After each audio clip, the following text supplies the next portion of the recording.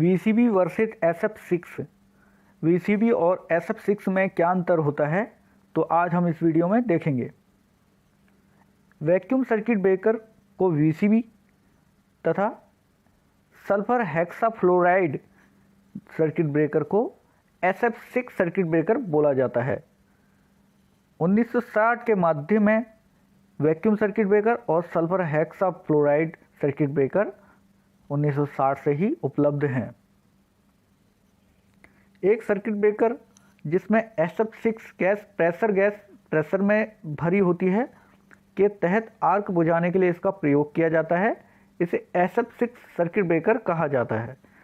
SF6 sulphur hexafluoride gas में excellent dielectric strength होती है, जो आर्क बुझाना रासायनिक तथा अन्य भौतिक गुण होते हैं, तो तेल या वायु या अन्य किसी आर्क बुझाने वाले माध्यम से इसमें श्रेष्ठता साबित कर चुके हैं SF6 गैस।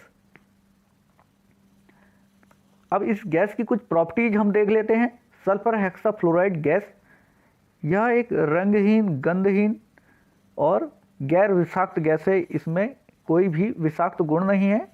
अगर सांस भी ले ले तो कोई ऐसा खतरा नहीं है और गैर ज्वलनशील है। इसमें आग भी नहीं लग सकती।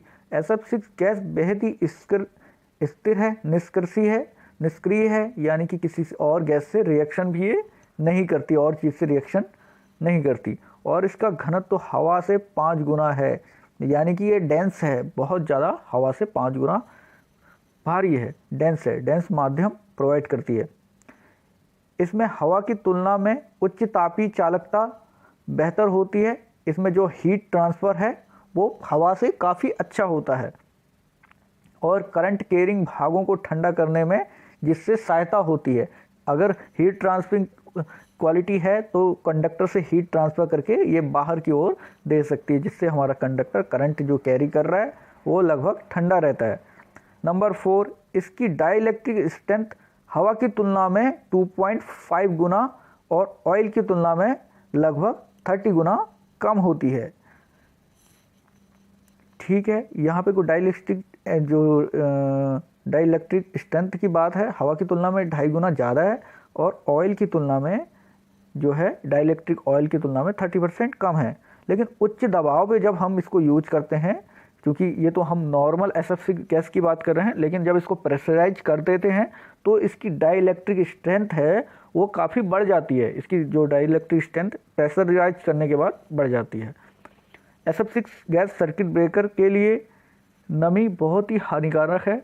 आर्द्रता SF6 गैस के संयोजन के कारण हाइड्रोजन फ्लोराइड का गठबंधन हो जाता है। गठबंधन मतलब गठन हो जाता है हाइड्रोजन मॉइस्चर से, क्योंकि मॉइस्चर में हमारा H2O होता है, जल होता है, वो उसका हाइड्रोजन मिलके इसके फ्लोराइड से रिएक्शन करके हाइड्रोजन फ्लोराइड बना लेता है।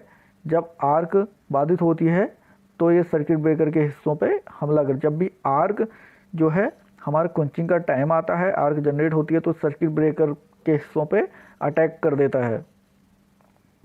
SF6 सर्किट ब्रेकर के पास तेल या वायु सर्किट ब्रेकर की तुलना में आर्क बुझाने के संबंध में अच्छी प्रॉपर्टीज होती हैं। इसीलिए इसका प्रयोग 760 किलोवोल्ट तक के उच्च वोल्टेज में भी SF6 सर्किट ब्रेकर का प्रयोग किया जाता है। 760 kilovolt. VCB vacuum circuit breaker की बात करें तो VCB वैक्यूम सर्किट ब्रेकर होता है। इसे उच्च वोल्टेज में इसे भी यूज किया जाता है, लेकिन वैक्यूम सर्किट ब्रेकर के एक इंस्ट्रप्टर्स की जो वोल्टेज है वो 36 वोल्टेज के तक ही ये बनाया गया है या बनाए जाते हैं। और इसे अगर उच्च वोल्टेज में हमें यूज करना है तो इन इंस्ट्रप्टर्स को सीरीज में जोड़ा जाता है और इन्हें हाई वोल्टेज में यूज किया जाता है। VCB SF6 सर्किट ब्रेकर की से ज़्यादा पर्यावरण के अनुकूल है, क्योंकि इसमें कोई गैस यूज नहीं कर रहे हैं, लेकिन SF6 सर्किट ब्रेकर में हम गैस यूज कर रहे हैं, तो ये VCB ज़्यादा अनुकूल है पर्यावरण के। VCB कोई अतिरिक्त आर्क बुझाने की आवश्यकता नहीं होती है। इसे -10 से -7 बार के प्रेशर पे या इससे कम दबाव पे वैक्यूम जो है अच्छा आर्क बुझाने का माध्यम होता है। हस्तक्षेप की बात करें तो इसको लाइफ टाइम के लिए सील कर दिया जाता है ताकि इससे कोई वैक्यूम लीकेज ना हो और इस पर बार बार वैक्यूम को चेक करने की आवश्यकता ना पड़े। वैक्यूम सर्किट ब्रेकर को तेल या गैस के अतिरिक्त भरने की आवश्यकता नहीं होती है। इन्हें आवधिक रिफिलिंग की आवश्यकता नहीं होती है। जैसे ऑयल सर्किट ब्रेकर है या गैस सर्किट ब्रेकर में SF6 की बात करें तो इसमें गैस क्या है कुछ टाइम के बाद डालनी पड़ती है और ऑयल भी चेंज करना पड़ सकता है क्योंकि ऑयल भी कार्बन के कण के कारण प्रदूषित हो जाता है।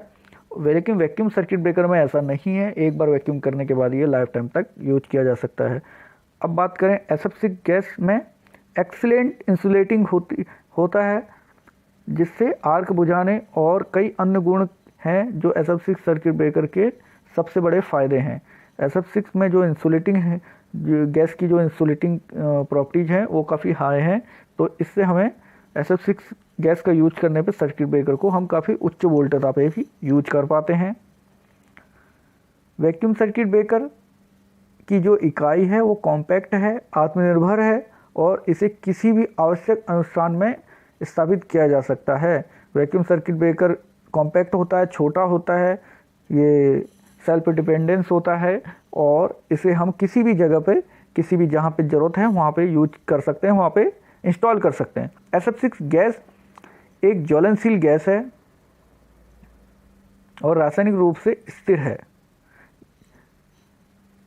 होने के लिए SF6 गैस जो है गैर ज्वलनशील गैस है और रासायनिक रूप से भी स्थिर है। इसके अपघटन उत्पादों में गैर विस्फोट है, इनसे कोई विस्फोट नहीं होता। अगर इसका अपघटन हो गया, जैसे मैंने अपघटन होके जो है हाइड्रोफ्लोराइड बना रहा था, तो वो भी यहाँ पे को उससे भी विस्फोट का खतरा नहीं होता है। इसीलिए आग या विस्फोट का कोई इसमें खतरा नहीं होता है SF6 गैस में। साथ ही साथ लेकिन SF6 गैस सर्किट ब्रेकर की बात करें तो हर जगह इसे इंस्टॉल कर पाना थोड़ा मुश्किल होता है क्योंकि वहाँ पे SF6 गैस कंटिन्यू हमें मिलनी चाहिए, तो वहाँ पे को इसकी जो मेंटेनेंस है उसके लिए ये गैस, क्योंकि गैस जो प्रेशर में रहती है वो धीरे धीरे कम होने लगती है तो उसे रिफिलिंग की आवश्यकता होती है। SF6 गैस की डाइलेक्ट्रिक स्ट्रेंथ के कारण इलेक्ट्रिक क्लियरेंस बहुत कम हो गया है, यानी कि इलेक्ट्रिक क्लियरेंस इंसुलेटिंग ज़्यादा है गैस में, तो हवा में जो गैप हमें चाहिए था दो फिक्स्ड कॉन्टैक्ट या मूविंग कॉन्टैक्ट के बीच में, तो वो गैप हमारा SF6 सर्किट ब्रेकर के अंदर वो गैप हमें बहुत कम रखने पे भी काम होता है। वैक्यूम सर्किट ब्रेकर वैक्यूम इंटरप्टर्स के उत्पादन के लिए एक हाई टेक्निक की आवश्यकता होती है और SF6 के आंतरिक भागों को स्वच्छ और शुष्क वातावरण के तहत आवधिक रखरखाव के दौरान सफाई की आवश्यकता होती है।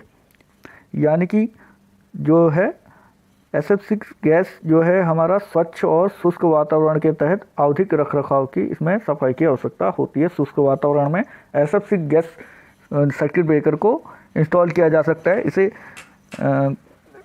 मॉइस्चर वाली जगह पे इंस्टॉल नहीं करना चाहिए।